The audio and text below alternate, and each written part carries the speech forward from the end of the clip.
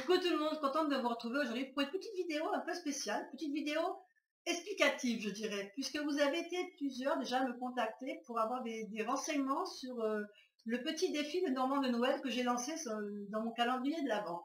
Donc plutôt que de répondre à chacun individuellement, j'ai décidé de faire une petite vidéo explicative pour tout le monde en même temps. Donc tout d'abord, merci d'avoir été intéressé par ce défi de Normand. Ça me fait énormément plaisir, vous ne pouvez pas savoir, parce que ce petit calendrier de l'Avent, c'est du travail en amont. Et le fait de voir que ce défi vous intéresse et vous plaise, c'était le but, et donc ça me fait chaud au cœur de voir que vous participez, et c'est génial. Merci, merci, merci. Donc les petites explications, vous me demandez qui peut participer. Tout le monde peut participer. Les petits, les grands-parents, les parents. Tous les âges sont autorisés sans contrainte aucune. Le tout, c'est de le faire avec le cœur, de le faire pour s'amuser. Ça se veut ludique, ça se veut. On peut le faire en famille. Hein, vous pouvez le faire avec vos enfants. Chacun fait sa carte. C'est génial. Et puis voilà, c'est vraiment quelque chose d'amusant et qui vous permettra d'avoir votre petit le Normand perso à la fin du mois de décembre. Les outils utilisés, vous utilisez les outils que vous voulez. Le crayon de couleur, les pastels, la peinture, la gouache, l'aquarelle, l'acrylique, les feutres, les crayons de couleur. C'est libre à vous de prendre l'instrument qui vous convient le mieux, auquel vous vous sentez à l'aise.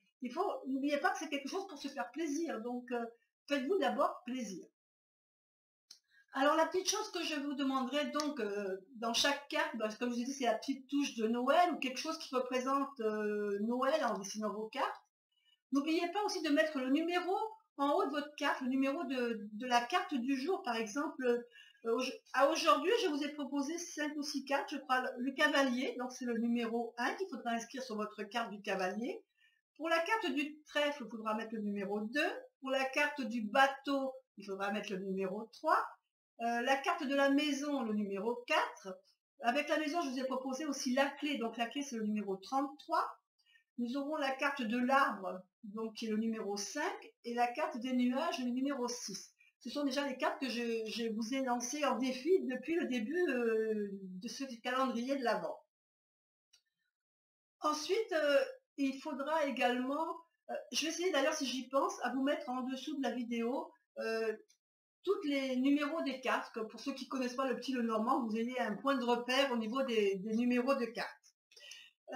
Pour ce qui est d'envoyer la photo, alors je vous demanderai de faire un dessin, une photo, de manière à ce que ce soit plus lisible et que de manière à ce que votre photo prenne entièrement le dessin en entier de très près. Sur chaque photo, je ne dois voir que votre dessin, ça sera super bien comme ça pour pouvoir après le repartager. Vous pouvez l'envoyer donc à l'adresse mail que je vais vous mettre sous cette vidéo. Vous pouvez l'envoyer tous les jours. Si chaque fois que vous faites un dessin, vous pouvez me l'envoyer tout de suite par mail si vous le désirez. Sinon, vous pouvez peut-être regrouper plusieurs dessins dans un seul mail, en fin de semaine par exemple. Enfin, c'est comme vous voulez. Vous le faites comme vous le sentez. Si vous voulez l'envoyer au jour le jour, vous le faites au jour le jour. Ça ne me pose pas de problème. Si vous voulez le faire en fin de semaine avec une récapitulative de tous les dessins que vous avez faits, c'est très bien.